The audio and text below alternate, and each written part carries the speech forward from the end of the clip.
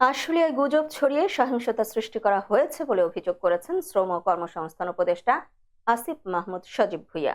সেই সঙ্গে যেসব মালিক বেতন না দিয়ে শ্রমিক অসন্তোষ সৃষ্টি করেছেন তাদের খুঁজে বের করে আইনের আওতায় আনা হবে বলেও জানান তিনি। মঙ্গলবার সচিবালয়ে মন্ত্রণালয় সভা কক্ষে আইন শৃঙ্খলা সংক্রান্ত উপদেষ্টা কমিটির সভা শেষে সাংবাদিকদের এসব কথা বলেন আসিফ মাহমুদ।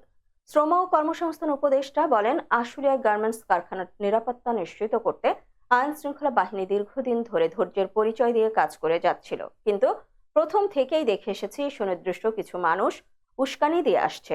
গতকালও যে ঘটনা ঘটেছে সেটার মূল ঘটনা সবার জানা দরকার। একজন শ্রমিক সেখানে নিহত হয়েছেন, আমরা দুঃখিত। আমাদের তরফ থেকে এরই মধ্যে 13 লাখ টাকা ক্ষতিপূরণ ঘোষণা করা হয়েছে। এছাড়া যারা আহত হয়েছেন তাদের চিকিৎসার ব্যবস্থা করা হয়েছে। একটি গুজবের ভিত্তিতে গতকালের ঘটনার সূত্রপাত হয়েছিল। গুজব ছড়ানো হয়েছিল আইন শৃঙ্খলা বাহিনী একজনকে রেপ করেছেন এবং দুজনকে খুন করে মরদেহ ফেলে রেখেছে।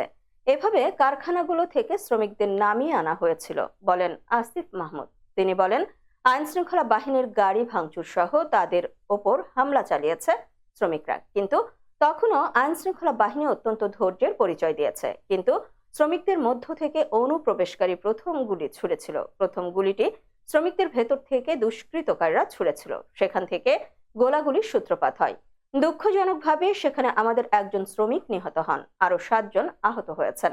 আইন শৃঙ্খলা বাহিনীরও 13 সদস্য আহত হয়ে চিকিৎসা নিচ্ছে।